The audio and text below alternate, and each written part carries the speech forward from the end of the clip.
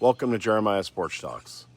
This is where we take a few minutes, talk about leadership and life, right from my front porch here in Sykesville, Maryland. Rain or shine, this is a time for us to reflect, reset, and get ready for whatever comes next in our respective journeys. I'm Jeremiah. Thanks for joining me. There's a lyric in one of Lady Gaga's songs, "In the Star is Born," that song, "Always Remember Us This Way," that always really tugs at my heartstrings.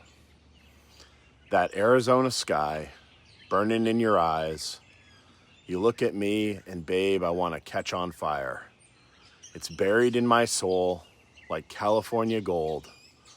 You found the light in me that I couldn't find. Let's stop and hear that last line just one more time. You found that light in me that I couldn't find. The first time that I heard that line, I was at a crossroads in my own life. I was navigating the early days of a medical crisis in my family. At work, I was going through the middle of a career transformation that was challenging me to step up and lead in a different way that I had never done before. And it was completely new to me. And at home, my marriage was unstable, and it was close to fracture. I felt a deep internal conflict because of all these different things going on, and I had lost my direction and my light. I didn't know which way was forward. I didn't know who I was becoming, and I felt lost. And then the movie A Star is Born emerged onto the scene with this amazing song.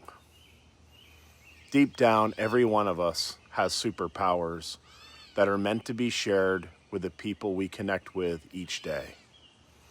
But sometimes they're hidden away deep down like California gold. And every now and then, we need other people to help us find that light that we couldn't find, to unearth those superpowers so that they can be nurtured and shared with others in our communities. We all need people like that, people who see us, especially in the middle of the fog. People who remind us that we're not broken, just a bit buried by whatever life's struggles are. Charlie Puth says it really beautifully in his song, "One Call Away." Superman got nothing on me, I'm only one call away. You see, it's not about fixing everything, it's about showing up. Sometimes that's all we need, someone to say, I am here, and we're going to get through this together. Even research supports this concept. Harvard studies show that high performers elevate those people around them. If you sit near one, your performance improves by up to 15%, not because of training, but because of proximity. You see, energy spreads, hope spreads, belief spreads. If you have people close to us that are dedicated to helping us unearth our talents, our meaning, who help us when life wants to punch us in the nose, we have a better chance of succeeding. Sociologist Corey Keyes calls this flourishing. People thrive when they live in resilient enclaves, small communities of encouragement, trust, and shared strength. These aren't accidents, they're intentional. You need to be careful who you surround yourself with. And that should include people that build you up, that speak positively, and that help you achieve your dreams. My wife's taught me a lot about this. She's made a choice in her life to surround herself with friends and colleagues that help her find everywhere she is beautiful. Because sometimes she can't see that herself. But if you have a friend who whispers in your ear, hey, you got this. Just that little bit of positive encouragement can change your perspective and ultimately the outcome. I don't believe that flourishing in life is about luck. It's about being mindful about who you surround yourself with so they can help you find success and you can help them. So here's a question I keep coming back to. Who are the people that are in our corner?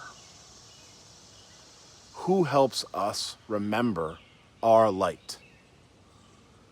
And who are we letting close enough to really see us?